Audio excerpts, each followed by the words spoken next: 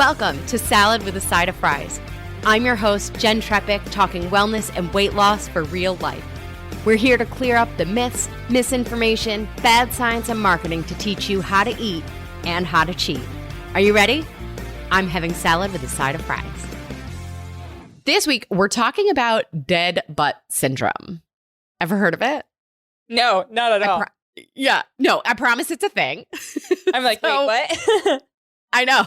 So if you spend hours a day sitting and not getting up frequently to stand or walk or otherwise move around, it's possible you might experience dead butt syndrome. Okay, so the technical name for it is, I guess there's two technical names. So it's gluteal amnesia or gluteus medius tendinopathy. Oh, okay. So if you start to so if you know those words, now it's starting to make sense of what's happening. So essentially what happens is the muscles and the tendons of the gluteus medius. So this is the fleshy part of your tush, right? So it forgets how to function properly, right? So that's the amnesia part of the name. The part of their job that they need to do is stabilize the pelvis and support our body's alignment. But what happens is there's sort of like a seesaw between the glutes and the hip flexor, right?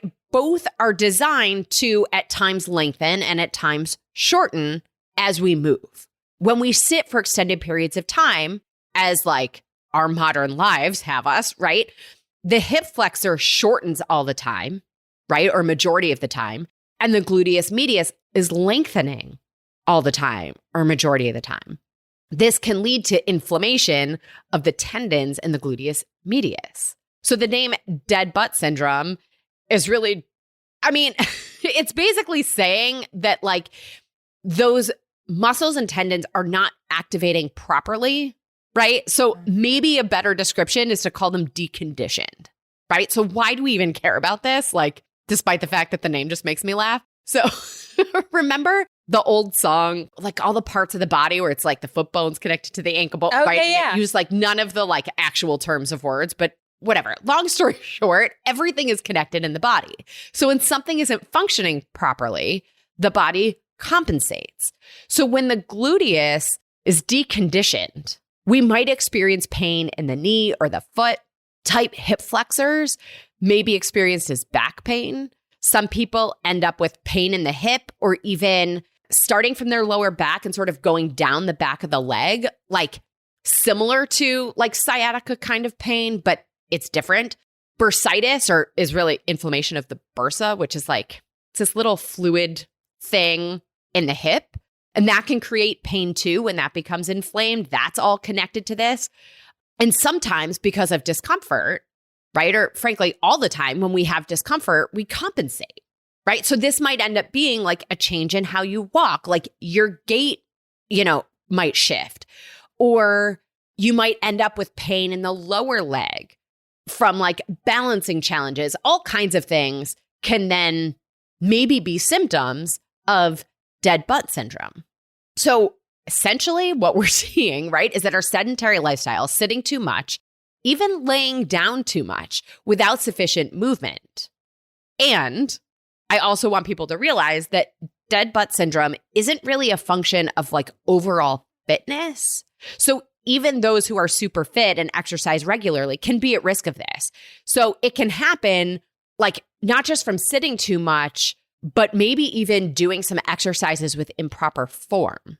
There was also some research that showed that runners are actually at really high risk, especially if the time you are not running is sitting at a desk or sitting on a couch, right? Dancers, other athletes also tend to be at higher risk. Again, I think it's more functional. I say all the time, it's not human to sit all day. It's why we've heard sitting is the new smoking, right? Sedentary lifestyle we talked about in this week's episode as being a huge factor in our epigenetic, experience or whatever. But the other side of that is I also tell people sitting all day and going berserk for an hour is not human. Yeah. And that's essentially what this is saying in this research on athletes. So if it goes undiagnosed, you could end up with loss of strength in the glutes or the hip flexors, which can also end up being experienced as pain. So what do we want to do to address it? prevent it. Yes, it's possible. I think simplest is walking and light stretching can generally help, not just with prevention, but also quick recovery, right? Prevention is really move more, sit less.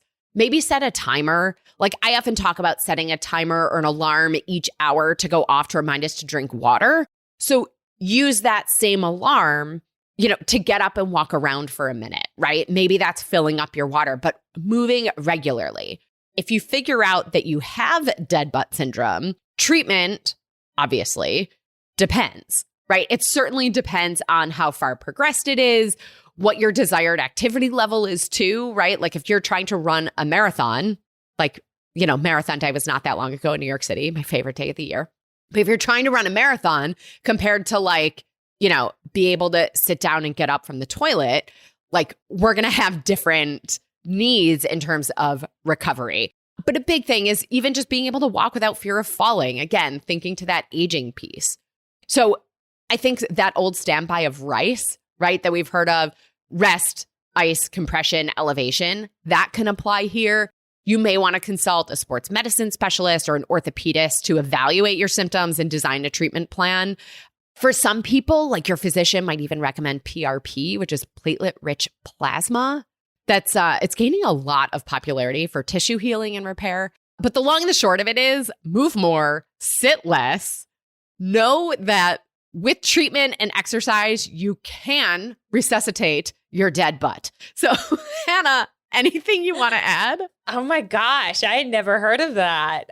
The whole time in the back of my mind, I was just thinking, good thing I have my walking pad and stand-up desk. I think that might help. I know I move a lot more now. I obviously sit down when I'm doing these podcast recordings and things like that. But I have been on podcasts where hosts are, doing the walk very, very slow. Right. But yeah, hopefully that helps because I don't want to get it. Yeah, I know. And I think too, even just considering movement is key. Yeah.